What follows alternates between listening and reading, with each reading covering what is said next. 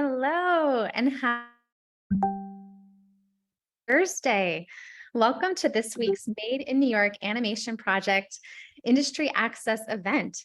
My name is Lisa Clementi, for those of you that don't know me, and I'm a dance movement therapist at the Animation Project. And we hope everyone is enjoying the summer programs thus far. We are now at the end of week 2. Cannot believe it. Hi, everybody. I'm John Marrero. I'm the animator who will be co-facilitating with Lisa. So yes, welcome to our Industry Access event and happy Thursday, everybody. Hey, John. I'm so excited for today's event. But before we jump in, let's review some Zoom webinar information. So let's get into it. So this group will operate in a webinar format. And this group is part of the Animation Project Summer Program. So each Thursday from 1 to 3 p.m., you will hear from a guest professional in the animation industry. So exciting. Now, because we're in this webinar format, attendees will not be able to turn on their video or microphone during the webinar. But just know, and it's really important, I know we get a lot of questions about this, you were counted in attendance as soon as you logged in. So you do not need to follow up with us regarding attendance. If you lose connection, just try to rejoin the webinar as soon as possible. And I think there's one other thing. Let's see. Oh, even more important, you will still receive your incentive even if you get disconnected from the webinar. All right. Thank you so much for all that information, Lisa. Let's go over some of our goals. Yes. Okay. So as we do in every industry access event, let's review our goals for today. So in just a moment, we are going to jump into our opening ritual, just like we do for all of our other groups. And then we're going to review the Animation Project's creed. And after that, we're going to spend some time with our summer program reminders. And after that, we are going to get into, super excited for this, John, week 2's artwork submission showcase. So for all of you submitting your artwork throughout the week, we are going to take a moment to honor all of that amazing work. And then we will move into welcoming our guest speaker for today. So beyond excited to have Amanda Sparso here with us today. They are a CG lighter and look dev artist. Cannot wait to hear all about their world. And then we are going to get into a Q&A, and to close out, like we always do, we'll have a closing ritual. All right. Sounds like a jam-packed day. Just like Lisa said from our list of goals, our number 1 is our opening ritual. What is that today, Lisa? Ooh, okay. Yes. So like I had mentioned, in every group, we engage in an opening ritual. You know, it helps us to check in with ourselves and get connected together in the space. So for today, and a little inspired by Amanda's title, I don't know if this has anything to do with what they do, but I was inspired by light. So if you were a source of light, what would you be? Now think beyond the beyond. These are just some examples here, John. So you can, are you the light of the sun, of a flickering candle, or all the little shimmer that happens from the light of a disco ball? And just think beyond the beyond, right? If you were a source of light, what would you be? And because we're a bunch of creatives here in this space, you can use words to share what light you would be, and or throw in some emojis in there, because I know they've updated a lot of the emojis in there, so they might find what you are through an emoji. So we will open, you'll be able to use the Q&A feature now to share your response. Oh, I'm so excited to see what's coming through the space. But John, I'm gonna put you on the spot. If you were a source of light, what would you be? Yes, please do. So if I was a source of light, and this is me thinking as a creative, if my creativity was a source of light, I think that it would be moonlight, because it goes through its own phases. It like has its dark sides, it has its full days, but no matter what, it always shines bright in the darkest of skies. So I think my creative light would be the moon. Wow. I'm so love hearing your explanation here. And I think you might be joined by some folks here. So again, the Q&A feature is open for you to share what source of light you would be. I'm seeing, John, I'm seeing some stars. So I'm already thinking about the night sky here. Oh, we've got lots of stars in the space. What else are you seeing? Oh, and Jadel writes in, they would also be moonlight, just like you, John. Shelby is a series of, Saturn. That is awesome. I'll pass it back to you, John. What are you seeing in the Q&A chat I'm here? seeing lightning. I'm seeing a lantern from Zoe. Car headlights from Yasmin. When you really have to stop and think, there are just so many sources of light. Didn't even think about car headlights here. We've got a reflection of the sun. I see a flashlight. Light that makes a rainbow. I can only imagine the colors there. And Nathaniel is in agreement with you, John. I would be moonlight. I think for me, I imagine like a glass jar of all these fireflies, or there's another word for fireflies, lightning bugs. I would be a jar of all these lightning bugs. So they kind of, they sparkle, they glow, but there's like a bunch of them. So almost like you can carry it around like a lantern. So definitely when they're all together, they should have more light as a collective than just one. That's always my favorite time of the season, when the lightning bugs start coming out. And it's just like, it really makes like, sunset feel magical.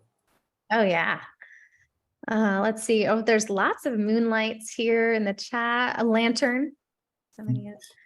Blue light from a billboard. That was gonna be my answer, but I was like, let me not say blue light. No way.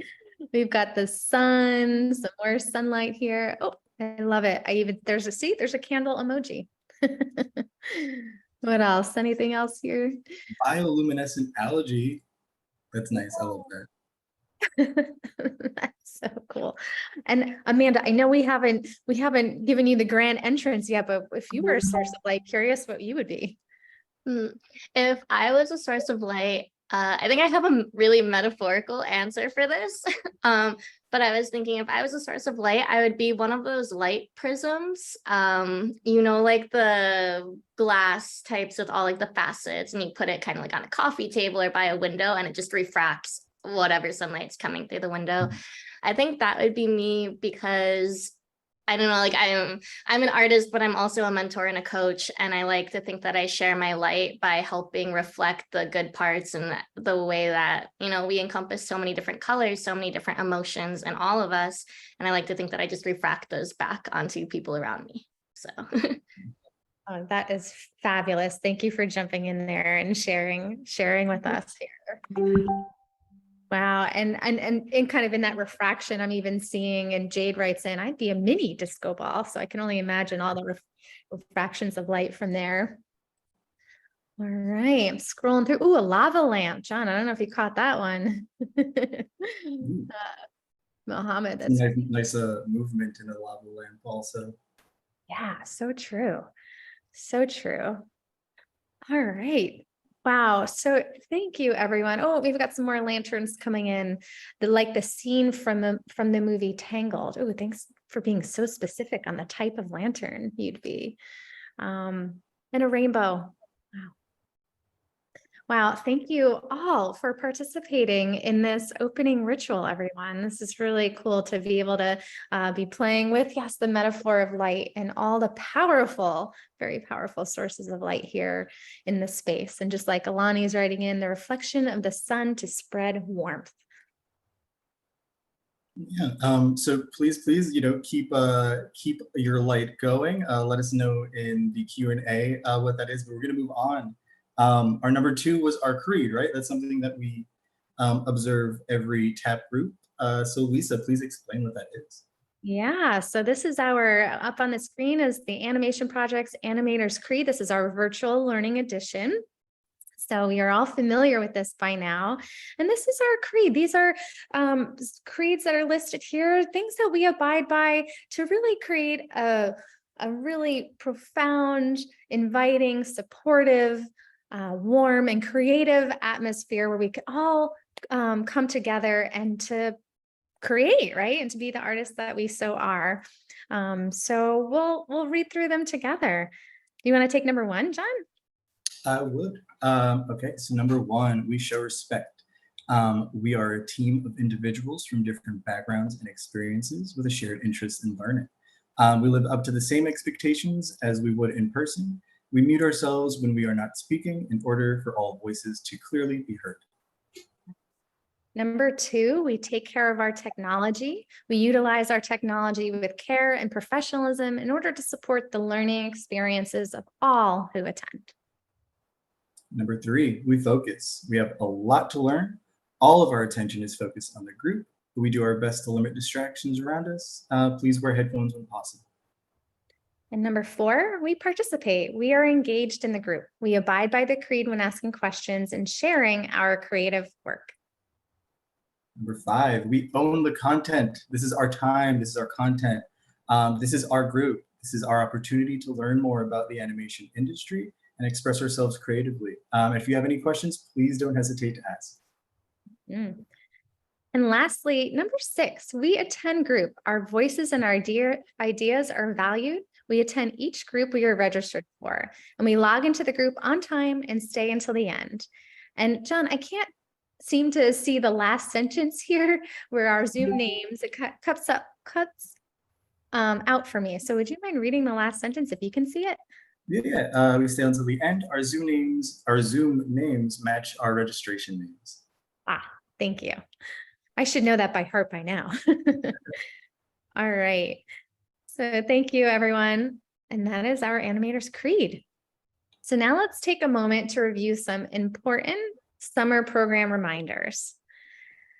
So for late arrivals, because now we are in week 2, we're getting into the groove of showing up on time. So know that all sessions, with the exception of Thursday's webinar, meaning this webinar right now, will close 10 minutes after the start time.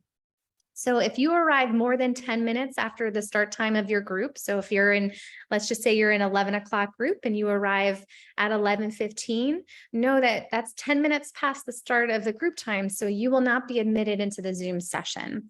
So arriving more than 10 minutes late, you won't be admitted into the room, and that counts as an absence. Now, we also have an early leave policy. So you are expected to stay for the whole duration of each session. You know, we're working as a team and we value, we need you there. We want you there. Now, if you are present for less than a total of 30 minutes in the morning career readiness sessions, you will be marked absent. And if you are present for less than a total of 90 minutes in the afternoon production sessions, you will also be marked absent. And John, do you want to read the lines in the pink, because that just for some reason keeps getting cut off for me on my screen? Yeah, of course, no problem. Can we go back to the slide? Thank you. There is no way to make up for any missed sessions. You will only be paid for the sessions that you attend. Awesome. Thanks, John. Back over to you. No problem. Right. Oh my God. Yeah. So that brings us to a very exciting part of this, right? We are professional therapists and animators working with you guys, right? And we really love to see your work. We want to see what you guys are interested in, what you like making. We want to share that. We want you to share in our community, share in our family of creatives. So for this summer, we're going to have some submissions open, right? This doesn't have to be work that we do in our groups. This could be work that we do outside of our groups. It doesn't have to be conjoined. So one of our favorite parts of the TAP Summer program is seeing the art that all of you guys create. We are excited to showcase that work. We have some of it with us in a slide from the first week. So in our second week, if you have anything, please send it in. We love looking at it. Yeah, Lisa, if you can share the link with everybody. Sure, it's going to be showing up in your chat. In the chat box. And without further ado, here is our week 2 artwork submission showcase. So while we watch, feel free to pop the reactions in the Q&A space.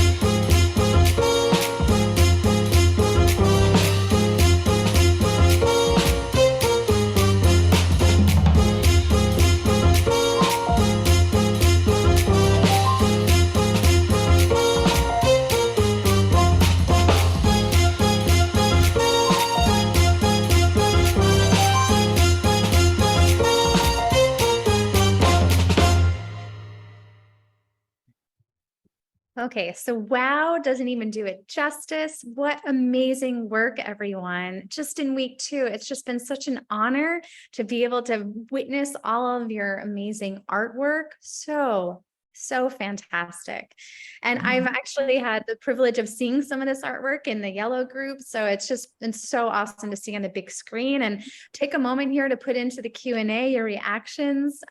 So much support and love for all the work that we just witnessed. Emma's sharing these works are beautiful. The artwork is beautiful.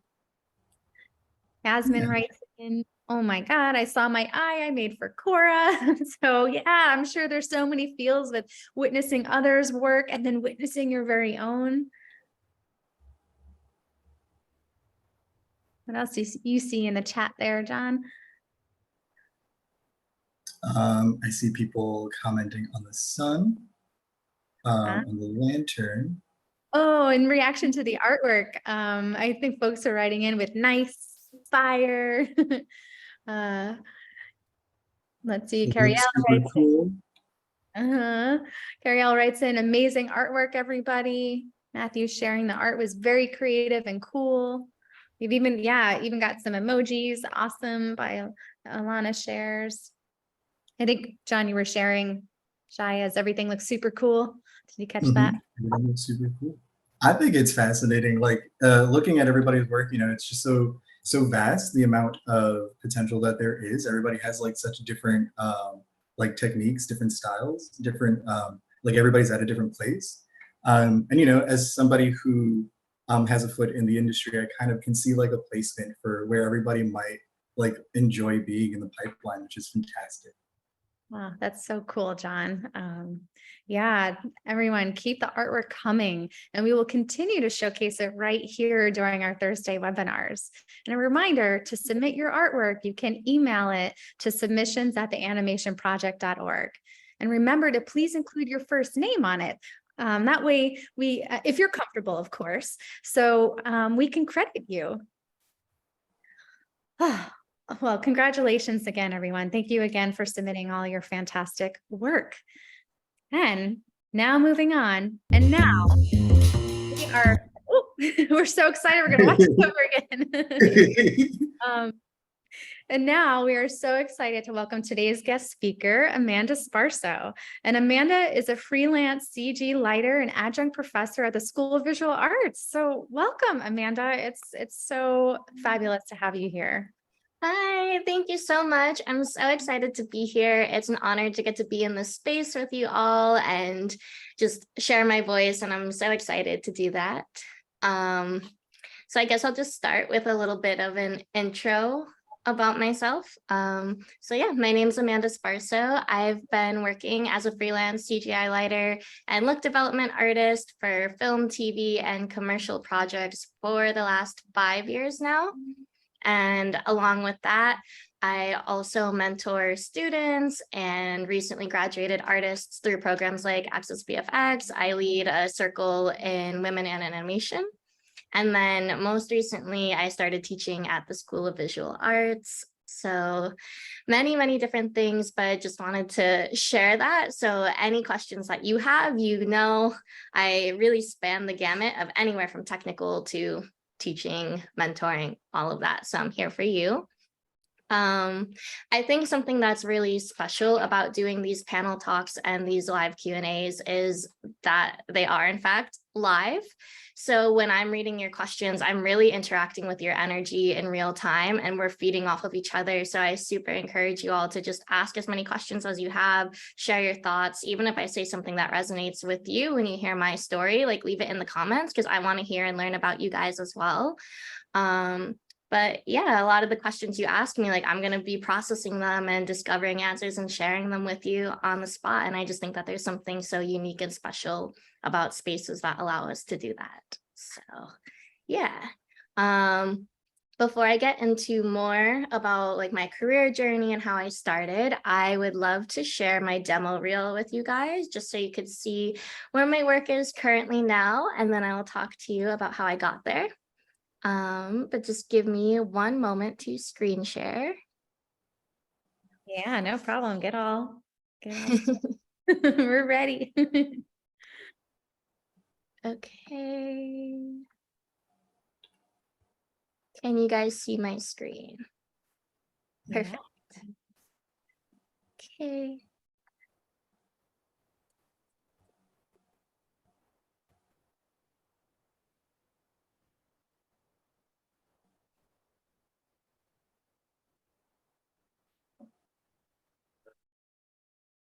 Amanda, I'm not sure if you have sound, but just so you know, we can see, but there's no sound.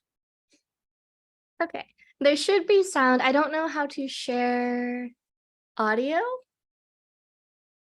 Is there another?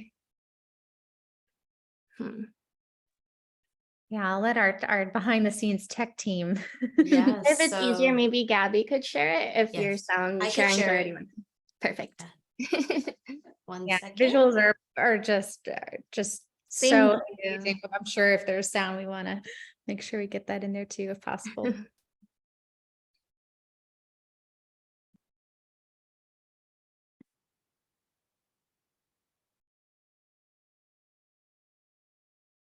And nothing like when you're live being improvisational, right? Like, oh, testing things out. And I imagine we know that in the creative process, right? Yes. We love real life technical complications.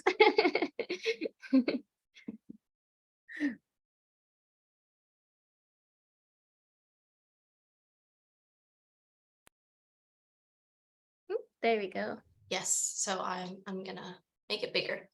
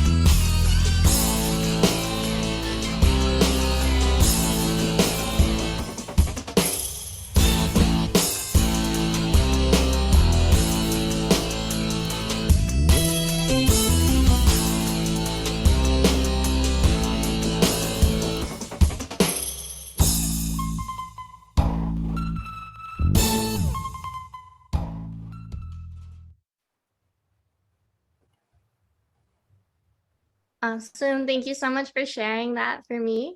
So yeah, that's just a glimpse of the type of work that I do, projects that I've been on. My specialty again is CGI lighting and look development. So a lot of the shading and lighting comping was done by me for those spots, which was super fun. So I guess I'll start with how did I get started in this industry? Like, why was I interested in going into computer animation? I originally grew up super involved in the arts as a dancer. I've been dancing since I was 3 and did theater and all of that. So originally, I really thought that I was just going to be a dancer. But I went to a very college prep focused high school. So when all my friends were applying to colleges, I was like, oh, maybe I should look into some and see if there is a degree out there that I would like. And then I've always loved New York. So I think I started scoping the schools out around the city. And then that's kind of when I found animation programs, 3D graphics. And I was like, well, I've always loved Disney.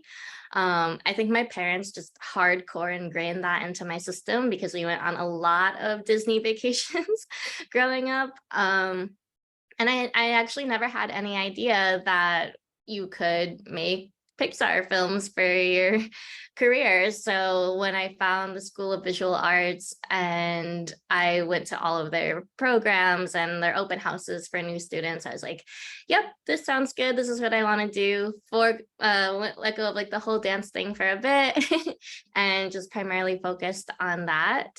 And then after graduating, I originally started as a generalist I'm just interested in doing anything. So from tracking, modeling, texturing, like pretty much any job that a studio needed, I was like, yeah, I'll try it. And that's what I always recommend to people starting out as well, is you don't really need to pigeonhole yourself into one specific thing right away. I think that just by trying a lot of different things and doing them hands-on, you're going to find out very quickly if you like to do that thing or you don't like to do that thing, versus just running it through your head like, oh, I feel like I have to pick something, so let me just pick, and not being 100% sure. So that's kind of the process that I went through. I went to some studios that were very commercial, CG stylized based, like Aardman Nathan Love, Buck, PSYOP, where I got to work with so many like fun characters, colors, and I absolutely loved that work. But then on the same hand, I got to go to more like episodic live action based studios and also gain skills that I wouldn't have if I stayed at one studio, where I was really like learning how to light to a plate and learning how to texture photoreal, match dimensions, like a whole nother set of skills. And yeah, it's not like I planned it that way in my head of like, oh, let me do all of that. Like those are the opportunities that just came in. And like looking back on it, I'm so glad that it happened that way for me, because I got to have such a gamut of different skills and opportunities and just different workflows that I wouldn't have had, I think, if I stayed at one studio. So that was kind of the path that I went down. I was at PSYOP. I don't know if you've heard of that studio, but I was with them for a little bit over a year. I think they were one of my longest permalance gigs, and I worked on a lot of the Clash of Clans stuff that you saw in my reel over there, Apex. They do a lot of video game cinematic trailers. So again, something a little bit different, but cool to dabble in. And then pandemic happened pretty shortly after I graduated. I think I was only about 2.5 years into the industry, which is still pretty new. And it was, everyone was working from home. So I had to quickly adjust to that lifestyle. But I think, again, like it was one of those things that ended up working out because everyone was remote. I got to build my network with the West Coast studios as well. And that was so much fun for me, because otherwise I wouldn't have like met half of the people that I know now. So that was one of the good things. And that's also when I started taking an interest in mentoring students, because we had so much time at home. I was like, okay, this is a difficult shift for me. And like, I've been freelancing for a couple of years, but what about the students who are just graduating now? And like, they don't have mixers, they don't have in-person screenings of their thesis films anymore. So I reached out with, I think it was Prospella that I started with, and I just started mentoring students. And that kind of became a thing on the side while I was taking all of these animation gigs. And now I lead a circle every fall with women in animation on building confidence and really how to get your foot in the door if you're new, or if you've been doing this for a couple of years, few years, and you just want to revamp where you are and like ground down into what your goals are. I help students, people figure that out for themselves. And yeah, that's kind of where I'm at now. And yeah, I also teach juniors, and I will be teaching freshmen as well. So I'm super excited about that. And today, I don't know if anyone has any questions or anything about anything in my journey. Yes, Natasha. Maybe that was an accident. Sorry, that was an accident. Okay. Yeah, I don't know if anyone has any questions about like my journey or anything so far, but you can feel free to leave them in there. We have some reactions to your reel. Everybody's saying it's really cool. It's really good that you have so much experience with all of these different companies. After hearing that, I would like to say on behalf of everybody that you mentored, like, thank you so much. That's something that's so important in this industry, right? Because a lot of us are kind of learning on the fly, kind of learning on our own. You know, if we do have the opportunity for school, that's amazing.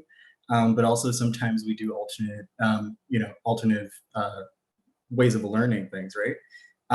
And it's really special that somebody takes the time out of their day to like sit with you and kind of like go over all of these things, because we forget, like when we're starting something, that a lot of the content, especially when it's new, can be overwhelming, especially when we're entering like something like animation, which is so like expansive, and it is growing every day. So thank you so much for like mentoring people. I think that that's really good, especially in the time that you did it.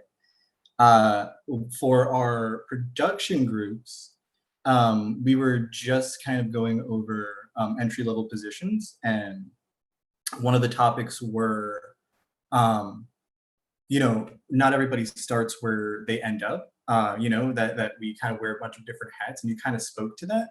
I wanted to know if you felt comfortable speaking to that again, like just the process of being open to other jobs, especially when you're a freelancer and you have these opportunities presented to you. Mhm. Yeah, absolutely. Well, thank you so much for all your kind words on mentorship. I truly believe that mentorship is one of the most invaluable things you can have in your life, not just career related in this industry, but any industry, but also in your personal lives as well. Like if you have a life coach or, just somebody in your personal circle, your family that you would consider a mentor to you. I think I've learned doing mentoring, but also mentoring that it's not that you don't know these things or that you wouldn't figure them out, but having somebody who's already been through the process and can help you get to where you want to go just a little bit quicker, and maybe without, so many like downs and dips and all of that, is just very invaluable to your life. As far as being multifaceted and being open to other opportunities, I really encourage people to just stay open-minded.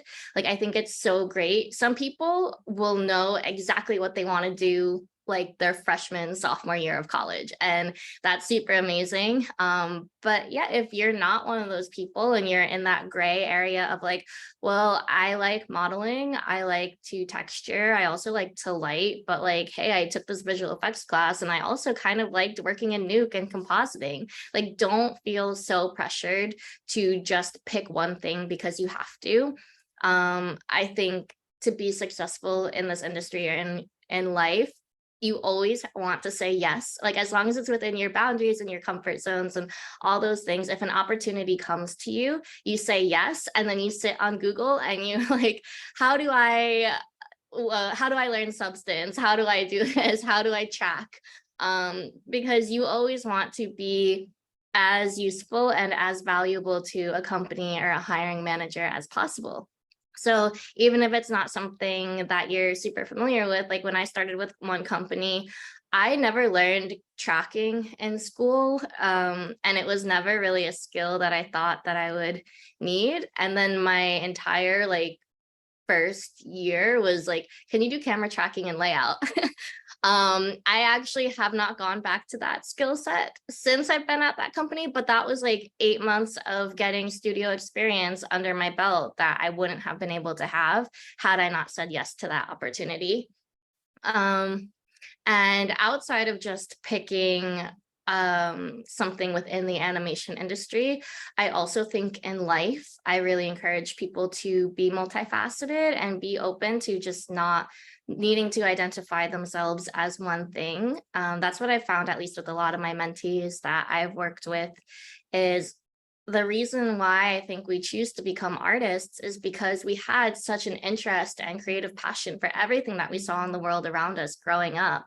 But then when we get into this industry and feel like we need to establish a full-time career, it's like, nope, I'm just an animator, I'm just a comper. And it's like, no, but like, what about that part of you when you were younger that loved movies, that picked up a camera for the first time, probably didn't shoot anything great, but you're like, this is just fun. I have a lot of women that I mentor that are so interested in doing yoga or like dance or something, and they're like, yeah, I don't know if I can though. Like, I'm just so trapped in this work cycle.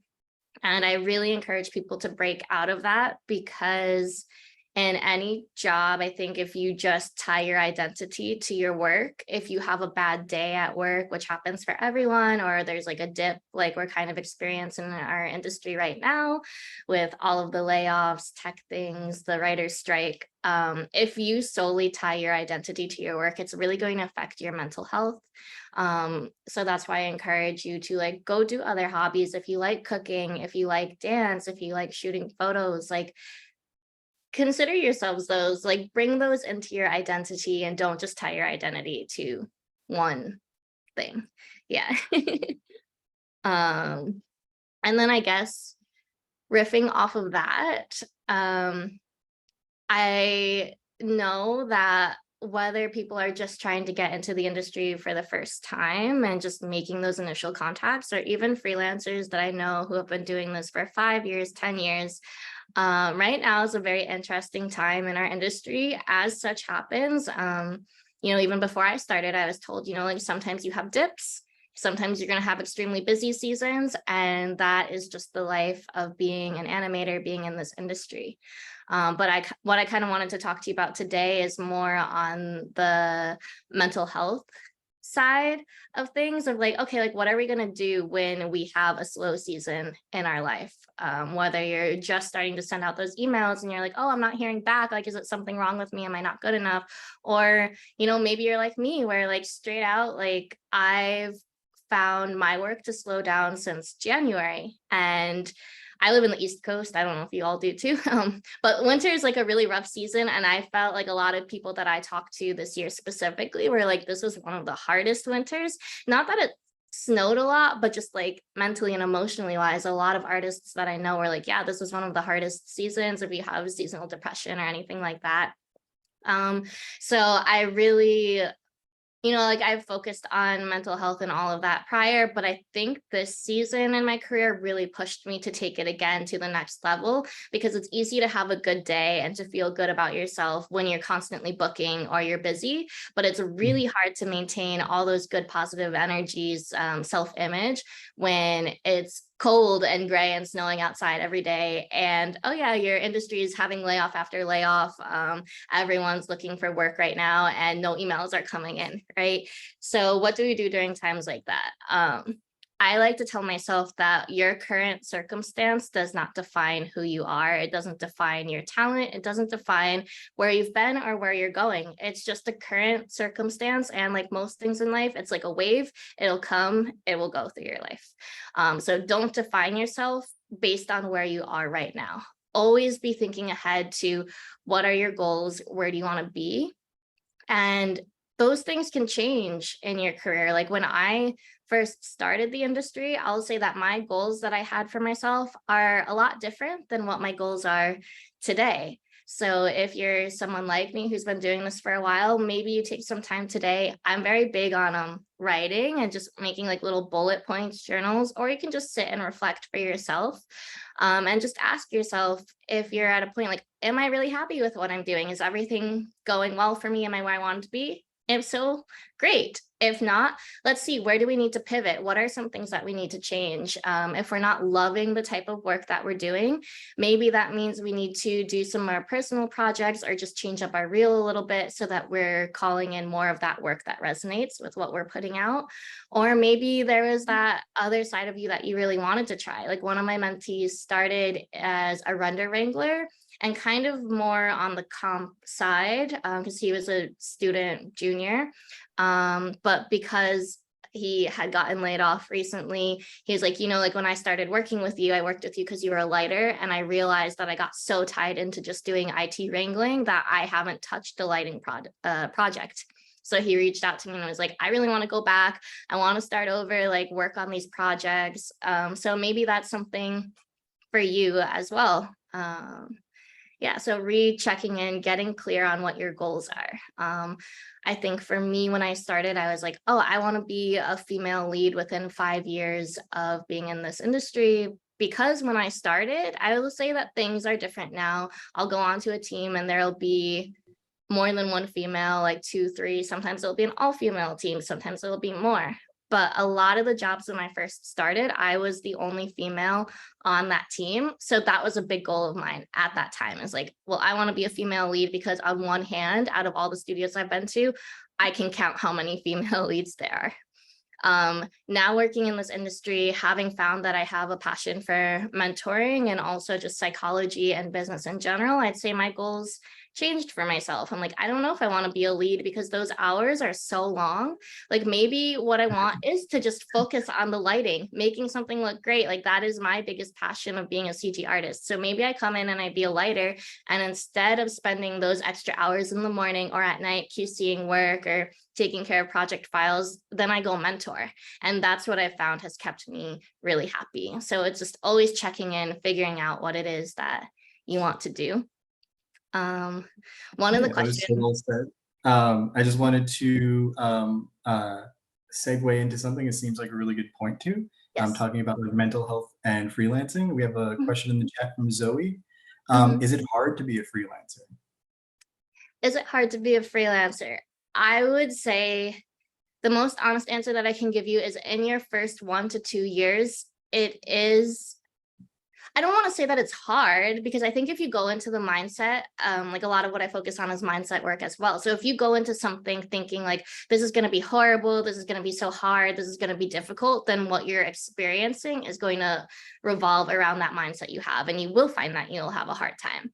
Instead, I would like to think that in your first 1 to 2 years of freelancing, you just have to be the most extroverted, like hitting the ground running, driven version of yourself. Like, even if you're not extroverted, you are going to fake that extroversion, or learn how to be extroverted, because if you want to freelance, it's really all about your hustle, and it's about your network. It's about the contacts that you're meeting. And I will say, like, a lot of things in life, sometimes it's not even just your talent, if you're good enough or not, but it really is who you know in the industry. So like, even coming to events like this and getting to meet us, being part of your community, will be so helpful to you in the long run, because the question that I get asked the most is like, how do I get my first freelance job? How do I get my first staff job? And it's like, well, one, you want to constantly be doing that outreach, networking, emailing, putting out your demo reel to as many people as you can. But I personally think a big part of it is also showing your face.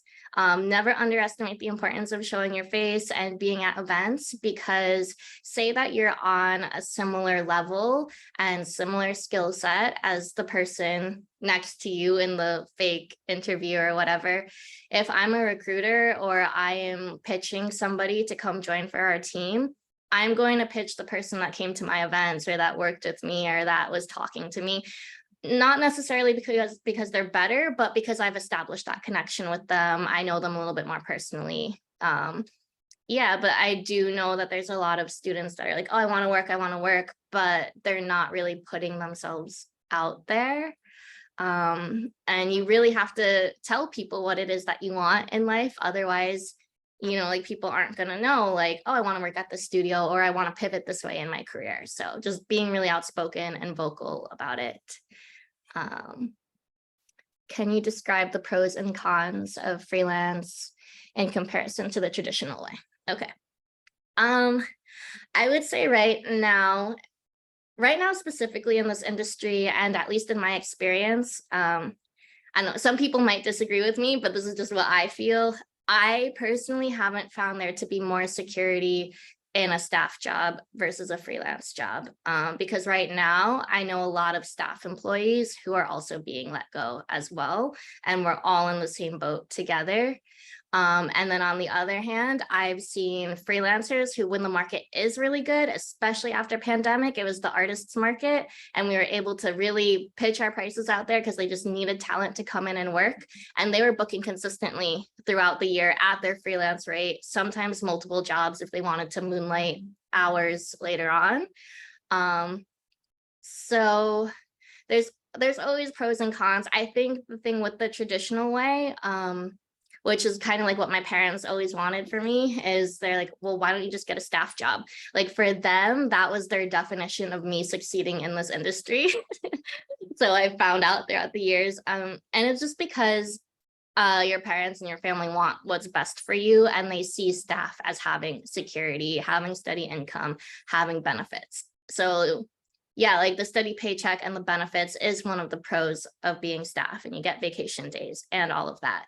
But there's also so many pros with being freelance as well, because you can make a lot of money at a good chunk of time. And then I see a lot of people take vacations and, but then, we come into seasons like now where it's like, okay, it's kind of slow because all the writers are on strike and no companies are really green lighting jobs. So yeah, that's what I would say to that.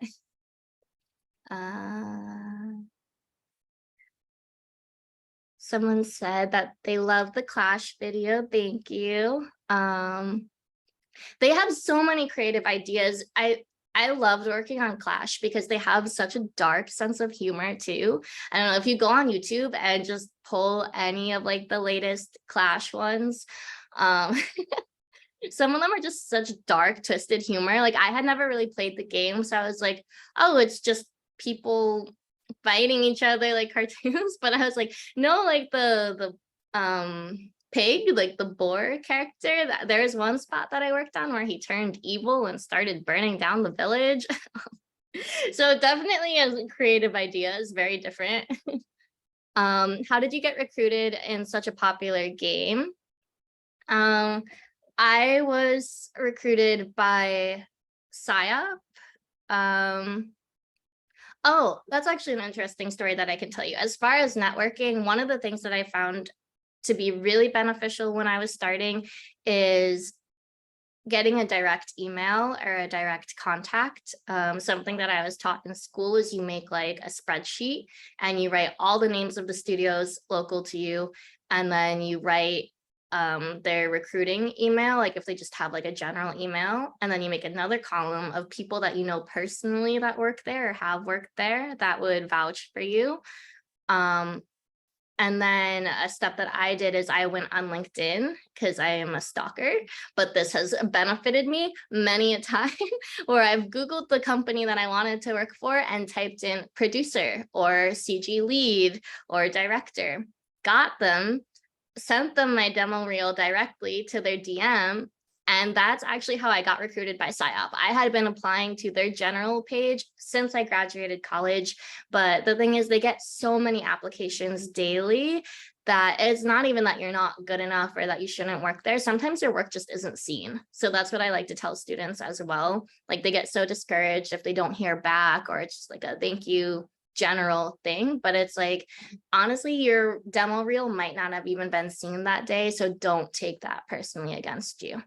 The way that mine finally got seen is I reached out to the lead at the time, and my demo reel reflected the style of work that PSYOP was already doing. That's what he told me when he had like brought me in and gotten to talk to me. He's like, yeah, I saw your reel and the lighting looked like the lighting that we do here. So I thought you'd be a good match. So yeah, that's how I got recruited. And then they just happened to work on a lot of Clash. So I wasn't recruited by Supercell, the company that makes Clash specifically. I was recruited by PSYOP, the VFX house.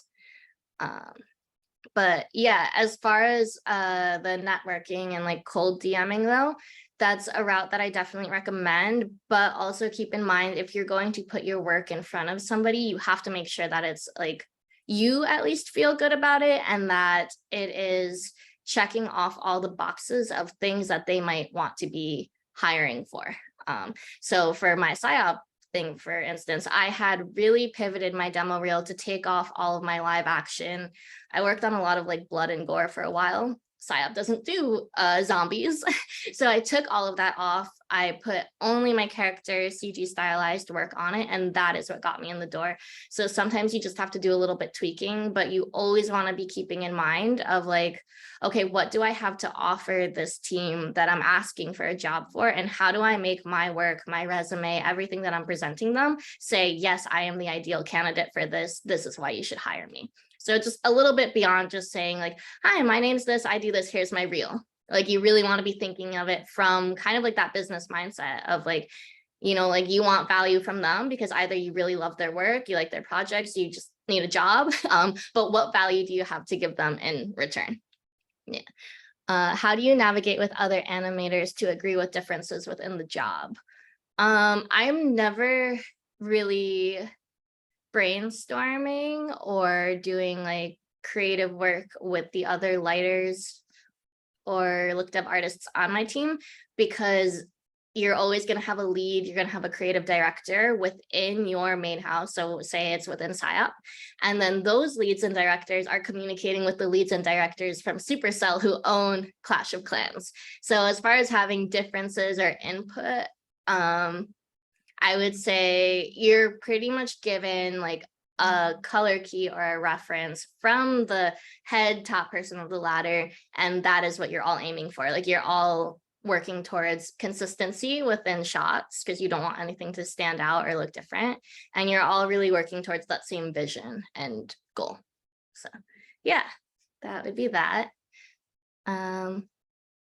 It's really cool knowing you were the only girl. Was it hard, and did they mistreat you? I like to think that I'm a very strong person. Like it sounds like so cliche to say out loud, but I do think it's important to have a thick skin in this industry and really be able to read the energy of the room. I definitely wouldn't say that they like mistreated me, at least intentionally. There were some studios that were always like a bit more extroverted and more friendly towards welcoming me. But at the same time, if I was at a studio where it was like a very small team and say like the majority of them were like senior men who all had like families, so they were like a bit older and they've been doing this for a while, like I get it. They don't really want to ask like the 22-year-old girl who just graduated college, like, oh, let's go hang out. So like, I would say like that was maybe one difference that I had going into the industry versus a guy.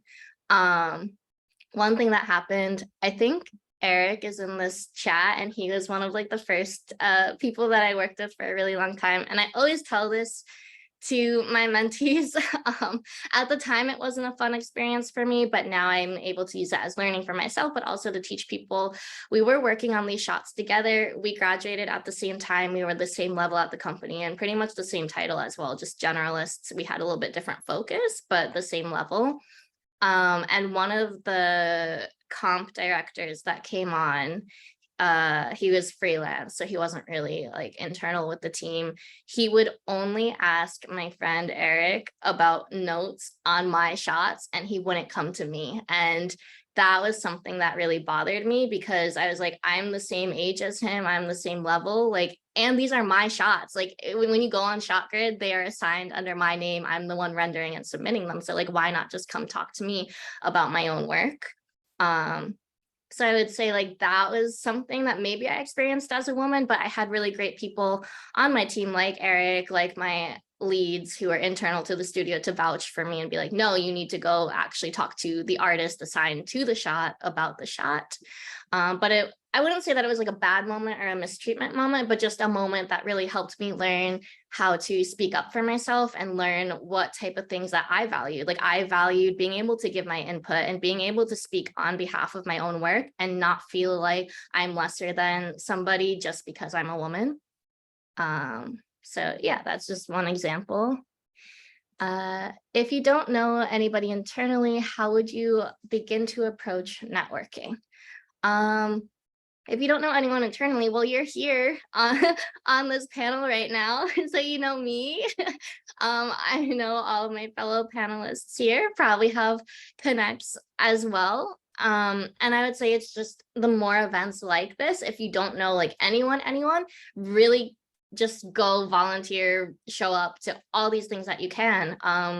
Because at the end of the day, you really only need one person. So even if it was me and like, say like, by some lined up chance of events that like you networked with me one day, I have an opening or I know that my studio needs a need. And I'm like, oh yeah, that girl from this animation project event is looking for a job like this. Then that's like a way that you could get to meet someone internally, just like theoretically.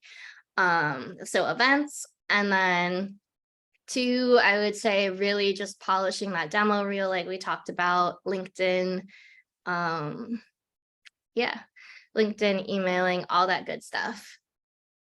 Would you ever start your own animation company and why? I would not. And that's just because it's not an interest that I have. But I have a group of friends and who started their own company. It's called Super Dope.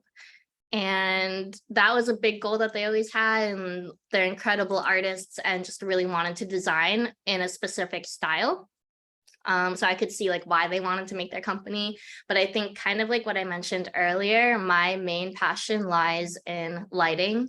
Like I just genuinely love being a lighter and contributing to a project, but I don't have the burning desire to start a company. I would say that I'm very business oriented and entrepreneurial. So if I were to start something, it would be my own mentoring business or my own coaching business, just because I'm a little bit more passionate about that. And at the end of the day, you want to do a job that's going to like fill you up. And I feel like working on CG projects full time would be very overwhelming to me versus getting to meet in a group setting or meet one-to-one with students. That would just, it would be more of an equal exchange of energy for me, I think. What is the best way to organize and present a demo reel? Tip number 1 is always put your best work at the very beginning. So many times I see students being like, I want to end on a really strong note, so I'm going to put my best project at the end.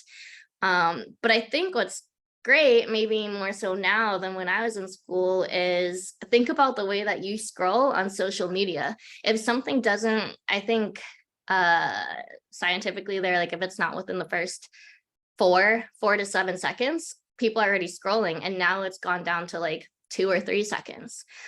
So say I'm a recruiter and I have about 100 demo reels in front of me. I'm not going to sit through, say at minimum, a demo reel is 1 minute long. I'm not going to sit through an entire 1 minute video for 100 different people. I'm probably going to watch like the first 10 seconds and get a gauge like, oh, how do I like this person's style? Does their style fit within the company? Are they, do they have good attention to details, technicality, all of that? And those are things that I'm going to pick up within your first 2 projects that you show me. And if I'm not seeing that within the first 2, I personally am probably going to pass. Maybe I would scrub through and get to the end and be like, oh, that would catch my eye. But a safer bet is to always put your strongest pieces right at the very beginning, because you just want to draw people in. Another tip that I give is your lowest or your weakest piece is always going to kind of not like lower the quality, but it's going to bring down the balance even in comparison to your best pieces. So if you have something that's on there from like a year ago or just doesn't really represent where your skill set is now, if you choose to put it on your reel, it's still representing you. So you just want to be mindful of that. Like your weakest piece is still a representation of you, and it can still kind of like bring in questions or, you know, counterbalance where you might actually be technicalities. So you always want to be updating. And I think less is more. You just want to be putting your absolute best pieces there, because 3 really great, refined, solid pieces are going to want a recruiter to bring you in more than say you have like 6 or 7, but like 4 of them are old or just not up to standard of where you currently are. Yeah. Oh, a couple other tips that I see. Just QC your work over and over and over again. Sometimes I'll see like black frames or just things not really being technically correct. And that has nothing to do with your talent or your technicalities. That just has to do with you. If you put like, I have good attention to detail on your resume, but then you have black frames or like little jumps in your reel, I'm going to be like, does this person really have good attention to detail? And then lastly, a thing that I look for is just consistency.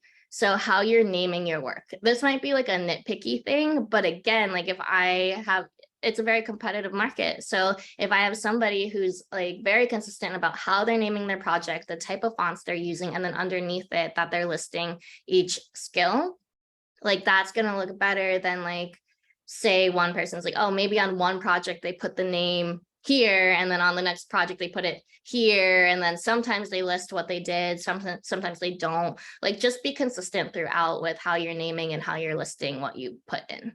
Yeah, cool. What is one place or game or app that you want to be a part of animating in? That's a really good question. Um, I think eventually it would be really awesome to get to work for a bigger company like Disney or Pixar. Um, but I think again, similarly to when I first graduated, that was like the biggest, highest goal for me was like, I'm not successful until I get to work there. Now it's more like if it happens down the road, like, yeah, it'd be so cool, especially if it's a movie that I'm really passionate about or something.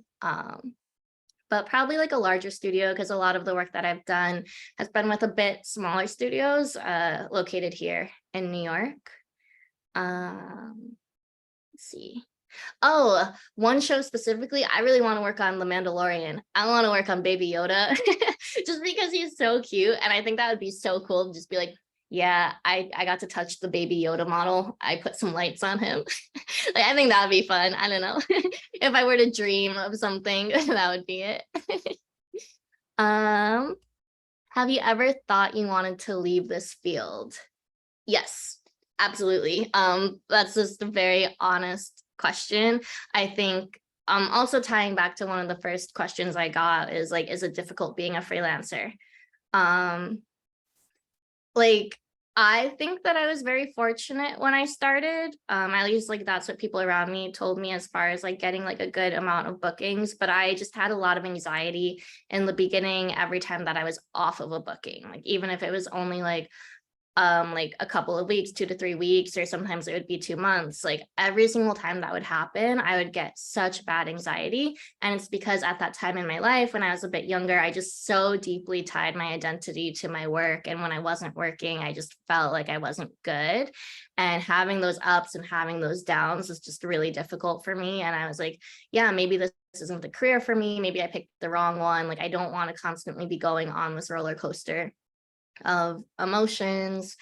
And then yeah, being the only female, just having some things happen, like not being able to speak for my own work, or not always feeling so included in the team, just by nature of like different companies, just different energies, how meetings ran.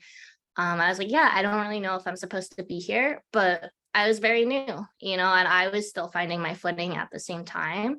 And I'm really glad that I just stuck it through, because that's when PsyOp came in for me, and getting to work with PsyOp. I was on one of my favorite teams at the time, and also all the Clash projects were some of my favorite to date, specifically the Christmas one. And that was the one that kind of regrounded me and was like, no, like I actually really do love being a lighter. And I've heard this from some other artists too, who are really senior when I was in school, where it's like, okay, maybe it's not that you chose the wrong career. Maybe it's not that like you hate your job. Maybe you're just at the wrong studio for you. And that's something that I really loved and learned good ways and bad ways through freelancing. It's not that it's a bad studio or a bad team, but like anything in life, some places you're just going to like be more inclined to than others, whether it's the type of projects, the type of people, etc. So just really finding what works for you and where you're happy doing that. Do you have a specific goal or company that you want to? I feel like I answered that one. Should you choose one art style and stick to it? Are you more marketable by many? I think that there's pros and cons to both. So if you're really, really good at one style, you're going to get hired for that style specifically. But having multiple styles, like for me, I'm able to do stylized and I'm able to do live action. And I've personally found that that's opened the door for more opportunities to come my way. Who can you say was your biggest supporter throughout? Probably my mom. Yeah, even if she didn't understand it, even if she didn't understand like the freelancing lifestyle or my industry in general, she was always supportive of what I did and always there to help me. And like, yeah, when I would have anxiety about like my next booking, she'd always be the person that's like, it's gonna come, like you just have to trust, like let go of it. And yeah, that's usually when I'd get an email. So I would say her. That's super cool. One day you will work on Baby Yoda. Yes, one day. has the current strike impacted you in any way? I would say it has, because just speaking honestly, my bookings have been a lot less than last year. And a lot of people that I knew, we had one of our best earning years as freelancers last year, and even the year before. I think because after the dip that we had in pandemic, it was like, we got to bring in so many jobs and money, and now we're just at another dip. And like what I've told myself is, like we've been here before, like the feelings, but you work through it. It got better, like you'll work through it again. And for me, I like to just always practice more of a, again, like mindset shifting, just because so many things are going around in the world around you and you're hearing from people about layoffs, it doesn't mean that the right job can't come in for you. I like to believe that when you're very tied to what your purpose is and what your calling is, what you want to be doing, as long as you're moving in authenticity and you're working hard, like success and opportunities are going to come to you naturally. You just have to really be tied into your purpose and what you want to do. Because if you walk around with the mindset of like, I'm going to be unemployed forever and all my colleagues are getting laid off, well, that is the bubble and the energy that you're putting yourself into. But if you're like, yeah, this is a really difficult time, but I know I'm going to be okay, I know something's going to come my way, then you'll get through it a lot easier and something will come your way probably. And I would say that having this time during just like a little bit of a slower period has actually been more beneficial to me. Once I got through that like initial slump of having to work through like those mindset changes, I've been able to really reconnect again, similar to pandemic, with other passions that I have. Getting to do more side projects. Like I'm also a dancer, so I've been able to dance more. I've been able to book gigs in other areas that I maybe wouldn't have thought of. And while some people could see like, oh, this is a really negative thing because you're not like bringing in as much money with like bookings, I actually see it as a really positive thing, because you can always make more money. Money's just, to me, like energy. It comes, it goes. People buy you things, you buy people things. You can always make more of it.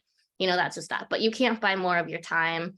And even just investing in yourself, like I'm assuming like most people tuned in today are fairly like young or new in your careers. Like even if you're not financially bringing in like a physical quantity of money, investing in yourselves is still a very important investment, and you can't get that time back. So yeah. Do you think living in New York has increased your networking and job opportunity? I'm going to say no to this, because I work with a lot of mentees who are not based in New York. And one of the biggest mindset things that hold themselves back is their location. They think because they're not immediately in New York that they're never going to find work in the industry. But when I was at PsyOp, I ended up working with a girl from Lithuania. So if somebody from Lithuania can find work all the way for a company in New York or LA, like you can find work from your home in Michigan or wherever you are. Especially now because things have been so remote. As long as like you're flexible or the studio is flexible to your time zone, there's really no reason why you have to be in New York City. Like you're just remoting into a machine, you're on Zoom. So I would say definitely don't let wherever your location is hinder you from thinking that like you can get hired or not. Again, it just comes down to your work ethic and your demo reel and how much you're investing into yourself to become hireable. What degree do you need to be in it? Is everyone here in CG, or do we also have like storyboard 2D people as well? I know that we have folks of interest in all along the pipeline, and from students, folks in the workforce, and Awesome. across the spectrum. So I think that this is a pretty open-ended question then, depending on what your specialty is. Like if you specifically want to go into 3D animation or live action visual effects work, then I would say getting a degree in CG, 3D, VFX would be the route for you. Or at least going to schools like Gnomon or There's so many online where you can just specifically focus on developing those skills, like the same way that you would for a trade. If you are interested in 2D, storyboarding, character design, all of that, I think animation, just a general degree in animation, is a great route to go. But also there's some people who are just naturally really gifted at drawing. And maybe they have a degree in fine arts, or maybe they just draw their lives away and have created like the most incredible portfolio. I would say it's less focused on the degree, and again, more so comes down to your portfolio and body of work. Yeah. Cool. Well, I'm glad I got to answer all of those. Is there, where should we pivot the conversation into next? In light of, like you were saying, like picking hobbies and saying treat yourself, I was wondering if you can talk to also being a dancer, like continuing Yes. that art and like where that passion comes from, and if it does relate to what you do in lighting in any capacity.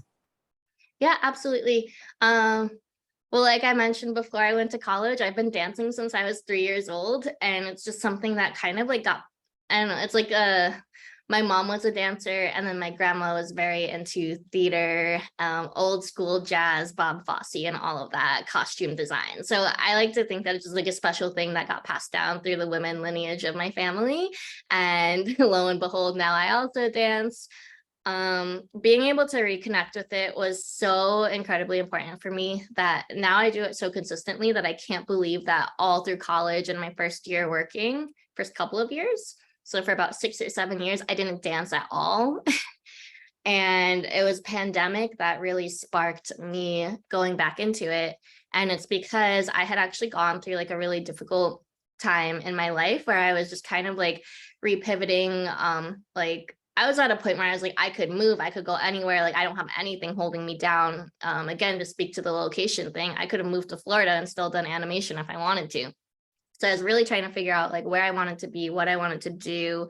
And it was kind of like a big fresh start for me in my life. I decided to stay in New York. It was my first time ever having like so much freedom. Another blessing that came to me out of pandemic was I was able to find a studio at a pandemic rate in New York. And I think that moment in my life was again one of those things that's like when something's meant for you, it will just come for you, because I had always been like, I have no idea, like how can I afford a studio in the middle of Manhattan? Like rent is so expensive. I had always lived with roommates before, so I had that. And I think having that time in my life to just be alone and to just figure out like where do I want to go with my life? Do I still want to do animation? Do I want to do something else? Do I want to go back to school? I took it really one step at a time. I know, Lisa, I think you mentioned that you're a dance movement therapist. Yeah. So when I was going through like my dark night era of rebuilding my life back together, I was like, let me take this one step at a time. What is something that I can do by myself, for myself, that will make me happy? And I actually started with Latin ballroom classes. I was like, I've never taken salsa and it looks so much fun. Let me go to a salsa studio. That lasted for a very brief amount of time, but I would say that that was my intro in getting back to dance, because I just remembered how much I loved like how good I would feel mentally and physically after doing a workout, after moving my body. And it really got me out of my head. Like if you're really struggling with anxiety, depression, or even just like experiencing something temporarily difficult, moving your body is so important, because we can get so stuck in our heads. But when we are moving and we're sweating, we're like pushing all of those bad things out like energetically. And yeah, so that's kind of how I got back into dance. And originally I just saw it kind of as like a hobby. I'm like, no, I'm an animator. I do lighting. Like I can't do this. And I kept it very just quiet. I had actually created like not a secret TikTok, like it was there, but I just didn't tell people about it. The same way that I've seen like photographers have separate photography accounts, climbers will be like, oh, I did this climb at the gym today. I was like, okay, I'm going to create one for dance. And I just kind of kept it on the side and whatever. And then once I just started training more and more, I got really involved with the community, and that's how I actually made a lot of friends. Again, I met like all new people in my life. I just started bringing in more traction, and then I started getting people to be like, "Are you a professional dancer?" And I'd be like, "No, like I'm not. I'm an artist. Like I just do this as a hobby." And I think I was like just having imposter syndrome and like blocking myself because I was so scared to like step into that side of myself. And like because animation is still primarily male dominated, and because a lot of people who aren't in the dance world can have like different perceptions of dancers, specifically females, I was like so nervous to like kind of just do the thing and be out there. But I would say it ended up being one of the best things for me, again, because I was happier at work. Like I would work my job during the day, and then at night I was like, not only was I going to go dance, but like I got to go see my friends. I got to do something that made me happy. And a big part today, at least in like the studios that I train at and the style, is we do a lot of like video performances. Like I don't know if you've seen dancers on TikTok or on YouTube or watch them, but there's usually like a videographer, and like after class they perform. And I think it was so cool because I had only done lighting and CG, but then when these videographers found out that I also have a background in film, that brought in more opportunities. There's this one studio that I work with fairly consistently up in Harlem, and having the background in both dance and film brought in so many opportunities for me, because I could not only show up to set as a model, but if they needed somebody to actually like gaff a set or do like the lighting hands-on, maybe I didn't know how to work the physical equipment, but it was something that I can learn. And more importantly, I understood already by eye and by like technical terms, like, okay, yeah, we need a key light, we need rim, we need fill. And that was a really big asset that I had to bring on. And yeah, it's just been something that's been good for me, while it's slow, to have something. Yeah. So I can't stress that enough, how important it is to like have something apart from your job, apart from like a relationship, have something that's just for you, that makes you feel good at the end of the day. Yeah. Amanda, this is like, wow. Yay to dance as well. And it's interesting because this week in our groups, we've been talking a lot about hobbies and activities that we're drawn to and why we like them. And then talking about skill sets that come with that hobby. So thinking about dance and the skill sets you need for dance, and then how we can take those skill sets and how they will, because we're dynamic beings and there's so many, are multifaceted, how that skill set can then weave into other aspects of ourselves, and how those skill sets can then go into our other workforce parts of ourselves and our social selves and all of that. So we'd love to hear. I'm curious, and perhaps there's other folks here in this space, from sharing that you started dancing first at age 3, like what skill sets you've been able to take from dance. And I know you were just sharing like how it's all weaving into with your lighting, but if you were to like name that skill or set of skill sets, and then how you take that into your animation and et cetera, et cetera. Absolutely. Well, I would say, if you couldn't tell from our talk today, the biggest amount of work that I do with my mentees is more of their personal development side, and like really leaning into their strengths more so than their technical skills. Because I believe that being an artist in this industry, it is about having a solid sense of who you are. You need to have a thick skin. You need to be okay with rejection. And you also need to be very clear on like what your strengths are and what it is that you have to offer. Maybe we can put this in like the chat, but one thing that I love to do with my mentees is like name 2 positives or name 2 strengths that you know that you have as an artist. And they could be technical, or they could also just be soft skill. Like, what do you bring to the team? Are you a great communicator? Are you a great listener? I always say name 2 positives and then name 1 growth. I don't like to call it a weakness or like a negative, but just one area that you personally know that you can grow in. And when we do this, you can do this every day, you can do it once a week. But when we learn to kind of balance out 2 good things versus one area that we know we maybe want to grow in, it stops our imposter syndrome and hindrance from just being like, nope, I'm a terrible artist, I'm not good enough at this, I'm not, because that is what cycles through our mind. At least that's what I think. As artists, we're our biggest inner critic. So being able to also recognize our strengths is something that I would say is one of the biggest keys that's going to get you hired.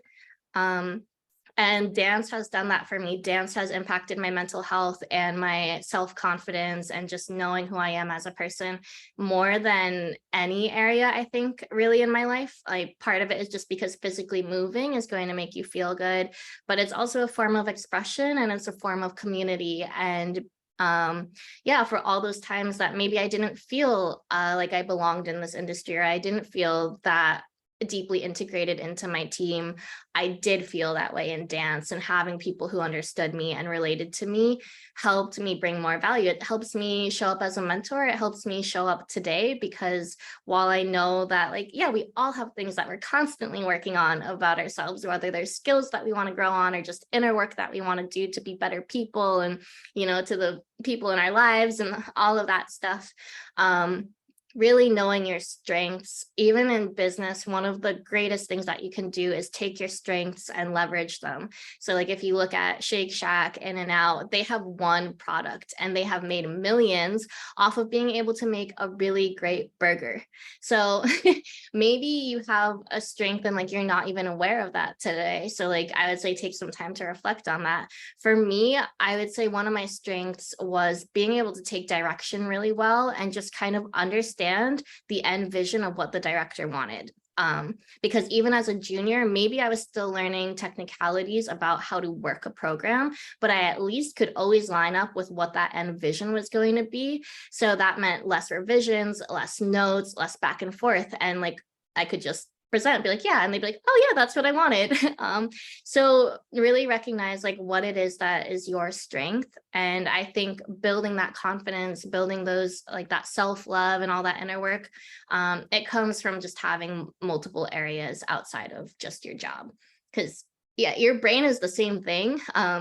This is something that actually a dancer pointed out to me recently. I don't know if you guys know Kira Harper, but she's one of the biggest dancers out in LA in this industry.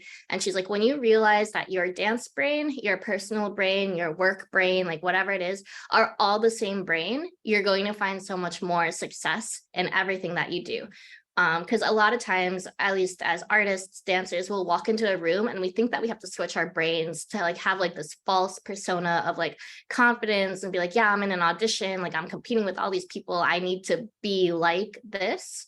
But when you do that inner work on the side, just at home for yourself, even before you go into your interviews for animation, CG, whatever job you want, if you know, like, yeah, my strengths are, you know, like I'm really great at texturing, but I'm also just a really great team member. I bring a lot. And like you have these conversations with yourself, whether you're journaling them or just meditating on them. When you have those conversations, you're going to show up into your interviews, your jobs, whatever it is, so much more grounded, so much more confident. And when you believe in yourself, then that person on the other end who's hiring you or leading you on a team is going to believe in you as well. But like, if you're showing up to an interview and you're like, yeah, I can kind of do this thing, like I'm trying, like I don't know, and like you don't even like have that worth and value in you, then you can't expect that person on the other side of the table to see it in you. So it always starts within first. Yeah. Chill avocado. I don't know what that means, but I like avocados. Is there anyone who has inspired you specifically in the industry? Yes. I think, again, like how I told you guys to always try so many like different things. When you go into jobs in different studios, you are going to find the types of leads and the type of artists that you want to be, and then the type of leads that you don't want to be. I think I was really fortunate over at PsyOp to have had a really, really great lead. He's not there anymore. His name was Isaac. But even though at the time I was fairly junior, he really gave me opportunities to take on like higher level shots, but also to give me the chance to like have my voice heard. And like I always felt like I was a contributing member of the team. So I would say if I were ever to lead, he's somebody that would really inspire me. But outside of the industry, people who have inspired me, I don't know if you guys are very familiar with the fashion industry or modeling, but earlier this year, I pursued again, like I have a lot of side passions. So one of the ones that I pursued was modeling, and I went to train with Coco Rocha. I'm not sure if you're familiar with her, but she was a huge inspiration to me, not only just for modeling, but on how she mentored people and how she shared her time and her gifts. And yeah, it was like as a mentor and just as someone who's like a leader in a space, like she's one of the supers in the model industry. If I were to ever be like a big like mentor or coach, like she embodies a lot of the qualities that I would want to bring in. So yeah. Someone said, I think two positive qualities about myself is that I'm very open-minded. So I work well with many different kinds of people, and I work well under pressure. Good. But something I need to work on is stepping out of my comfort zone. Yes. I would say stepping out of your comfort zone is so incredibly important. And the reason why we don't do it is because obviously we think we're going to fail. And we all have that voice in our head that's so scared of failing and rejection. But that is how we grow. Like if you think back to every single disappointment, heartbreak, things that didn't turn out how you wanted them to, you'll also see like after that moment, like, didn't you grow? Like, didn't you learn a lot about yourself after? Like, it might have been devastating in the moment and like super not fun, but always look at where you are now and like those lessons that you turned out of them. And a lot of times it's not even the event itself that really sticks with us. So say you try something new and it's out of your comfort zone, like just to take like a very practical example, like cooking. Like I am not the best at cooking. And say you're like, I'm going to try to make salmon for the first time, and you completely burn it and the skin sticks to your pan and then you set your fire alarm off. This totally hasn't happened to me at all. But say that happens and you're like, yep, I'm just not meant to cook. I am a failure at this. Sometimes the thing that brings you down when you fail isn't the event itself, right? Do I really care that like I had to scrape salmon off of my pan? Like, no, was it fun? But what may have really bothered me is that like how I internally perceive myself of like, yep, another thing that I'm not good at, another thing that I let someone down in, another thing that maybe like embarrassed me, or I felt shame, or I felt like I wasn't good enough compared to who? I don't know. Sometimes we make up fake scenarios of comparison in our head. So I would say when you can separate the situation from just like your internal feelings, I think you'll be less scared to fail. Because it's like, what if you send that email and you don't get a rejection back? Okay, it's probably not the actual act of someone being busy, being on vacation, not seeing your email, not responding, but more so how our ego takes it, and more so how like our inner child and just things that we've been conditioned to feel is taking it, you know. And separating the two will help you take action more and be less afraid of that failure. Did you have many interests, and was it hard to choose one? And did you have no interest and was hard to know what you wanted to do? Definitely the first one.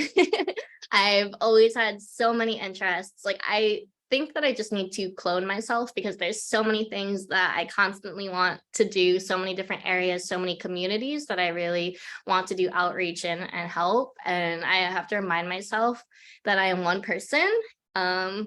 Like I think a mantra that I use to reground myself is I can do everything that I want to do, just not all at once.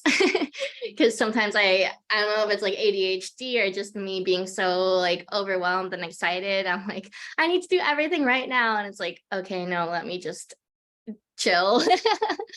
But yeah, I think that's good. I've always been really open to trying things and yeah, finding out what I like, what I don't like very quickly just through doing. I love Coco Rocha. Yay, somebody knows. I'm very interested in modeling and fashion. Do you know where I should go to find mentors? Mariama, can you tell me where you are located? Generally, like, are you in like a major city or are you in more of like a suburb? Because for me, I live in a major city, so it's very easy, especially because I'm like involved with dance, or maybe Brooklyn. Cool.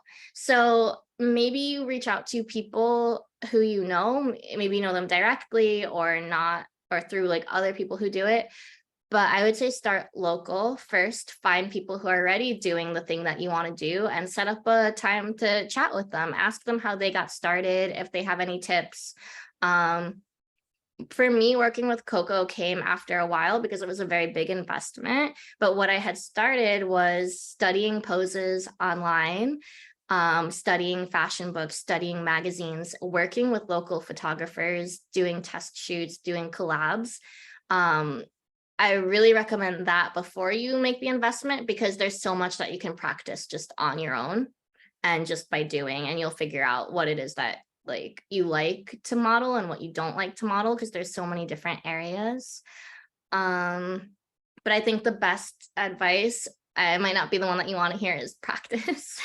Like just doing it in front of camera, doing it in front of your mirror. It's the same thing with animation. Like the more projects you do, it's the same thing with any sport. When you look back through that gamut of pictures that you get, or say you just put your phone down and you pose in front of the mirror and you look back at it, you're going to be like, okay, why didn't that pose look good? And then you can just make a new decision and pivot and change to do something better the next time. But yeah, that's what I would say is self-practice, magazines online, and then find someone in general, not just fashion and modeling, find somebody who's already doing the thing that you want to do, and then get advice from them on how to get there. 2 strengths is the willingness to learn new things and problem solving, and my growth would be time management. Yes, time management, one of our favorite things. I am a very big Google Calendar addict. Like I am somebody that will put every single thing in existence on my calendar, just because I like to look back and know like, oh, when did I do that event? It's like a good like time tracking or timekeeping thing. But basically, if it's not on my calendar, I will not show up. But a habit that I really recommend if you're somebody that struggles with ADHD or just keeping things in line is, I got this through Jay Shetty. I don't know if you listen to his podcasts, but he said, make 2 lists. I just keep mine in my notes app. And one of them is called your efficiency tasks. So that's just your day-to-day things that you have to do. So maybe that's like, oh, I have to do the dishes. I have to do laundry. I don't know, basic things. And then you have one that's like long-term tasks, and those would be more like, oh, I have to run an errand to go to the post office, I have to write an essay, I don't know, like just projects that are going to take longer. And when I have the 2 lists broken down with every single thing on my plate that I need to do, one, it helps compartmentalize, so it helps relieve some of the anxiety for me. And 2, when I'm crossing the things off the list, like the efficiency tasks, like you get like a little hit of like dopamine every time you finish something. You're like, yeah, I'm staying productive. And I think having a list of set things in front of you is good because it keeps you on track, versus if you keep everything in your head, all those thoughts, whether you did them already or didn't do them, they're just going to keep circling around. And then as far as the long-term tasks, those ones you won't get to cross off as many, but they will have a bigger impact on like the overall weight lifted off of you when you do get to cross off one of those. So that is something that really helped me with time management. Also, just keeping time management tracking or time tracking is a good exercise that I've learned some people do, where they literally will track their days for like 3-4 days, maybe from the time they wake up to the time they go to bed, of like, okay, at this time I did this time I did that. And when you look back on that list, you'll be like, oh my gosh, I spent 5 hours of my day just doom scrolling on my phone. So then that excuse of, oh, I don't have time to do it anymore isn't really true, because you can look back on your time tracker and be like, I was on my phone for 5 hours. Like, yeah, I could have gone to the gym. But I think a lot of the time management just is because we're not cognizant and we're not conscious, and when we're not conscious of the habits that we're already doing, we can't really make changes to fix them. Yeah. Do you think mentoring has impacted your mental health by gaining a more positive mindset, or was it stressful and hard? I think it's definitely impacted my mental health in a more positive way. Again, I only mentor on things that I have been through personally and ways that I know for a fact that have like helped me and can help other people based on the feedback that mentees have given me. And I believe that when you help other people heal, that you also are healing parts of yourselves as well.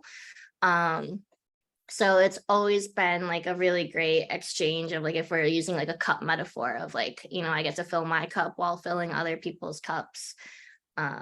So yeah, I definitely would say that it's a positive thing. Courage and dependable. Yes, and I can grow in being more confident. Well, I hope that me talking and everything that I've said to you will help you work on that confidence as we grow. Yeah, awesome. What else should we talk about? I know we have a few minutes left. I don't know if you're, perhaps we'll share this at the end, but some folks are like, where can we see all of your work? If there's Yes, any, I that's have. saving that for the end. That's okay too. I can share it now. I'm gonna try to screen share again. There's no sound, so it should work. Hopefully.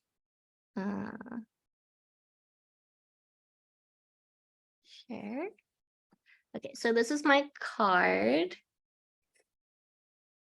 The quickest way to really contact me and have conversation with me is actually just through Instagram. If you send me a DM on there, that's the quickest way you'll get a response from me. But then I've also listed my email, and then I highly recommend you connect with me on LinkedIn just for networking purposes. Send a message and be like, hey, I was at your panel today, so that I know who you are, first of all. But yeah, that is my contact. I'll just leave that there for a few seconds so you can screenshot or jot it down.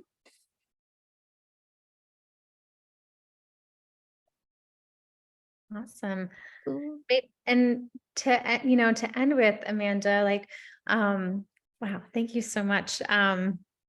Thinking about as we are wrapping up today, and I'm just pulling up some thoughts here, maybe some final words of your amazing wisdom, or something that that maybe you would tell your younger self, love to. Ooh. Because we have a lot of young folks here in the space, so something that you may be telling your younger self. Something that I would tell my younger self. I don't know if this is necessarily animation related or career related, but I do think that, again, a lot of our personal development work ties into our career. So something I would tell my younger self is to care about how I feel more. I think as artists, we can be so empathic to other people's emotions that we step outside of our own emotional center to feel what that other person is feeling. And for a long time, especially when I was in high school, college, starting my career, I cared so much more about what other people felt, what other people thought about me, that I didn't even care about what I was feeling. And it brought me a lot of lessons in my personal life, because I realized like I was just letting go of so much of who I am, until I almost like practically became like a shell of the person that I used to be. Like I wasn't dancing, I wasn't doing so many things that I love to do.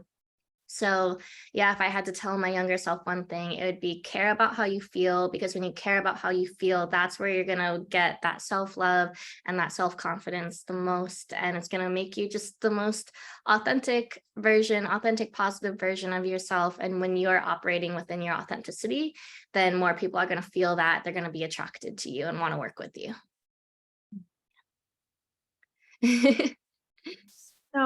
So very much, Amanda. Again, we got a big old slide for you. Thank you so much for being here and sharing not just your experiences, your wisdom, and truly your light. I know we started off with talking about our sources of light here, many sources of light here. So thank you for bringing yours here into the space. Yes, of course. Thank you so much for having me again. This was so much fun. I really enjoyed answering all the questions and getting to talk with you guys. I feel like we had such like deep conversations that I wasn't really expecting, but I hope that they were like insightful and that you could take them in many areas of your life. So Oh, absolutely. Yeah, thank you so much. Like I resonated with a lot of the things that you were saying, especially like thinking about myself as like a younger person, just getting involved in like what I possibly want to do with the rest of my life, right? And then being a creative person, like you put so much of yourself out there when you're working. You know, when you're a creative person, there's so much like self doubt that you know, that you forget that you're powering through that initially, right? Like you showing your work in the first place is like a step forward towards being courageous and coming out of your shell. We forget that sometimes sharing, that is the first step, right? But we get like so scared after the sharing where it's just like, oh no, I don't want to do that. So it's just like, you know, it really resonates with me to hear it from somebody else of having to like check yourself, you know, and push yourself and kind of like rearrange and organize yourself and really stay true to like your center of gravity, right? And that means your career and your life and what you're passionate about, right? Because you're out there, everybody out on this like Zoom call, you guys are out there living your life and you're living your life for you, right? There's nobody else who's going to live the life for you. So it's all on you to like make that a really happy and fulfilling experience. So thank you so much for you know bringing all of that to light. Of course, that makes me so happy to hear that I was able to resonate with you. Well, if you don't mind, Amanda, staying with us as we close out of this amazing session, and I'll dive into a closing ritual here together and coming back to our emotional centers, our very center, and bringing it back to light. So for our thank you again, and we'll dive in here. So for our closing, what is the color or colors of your light?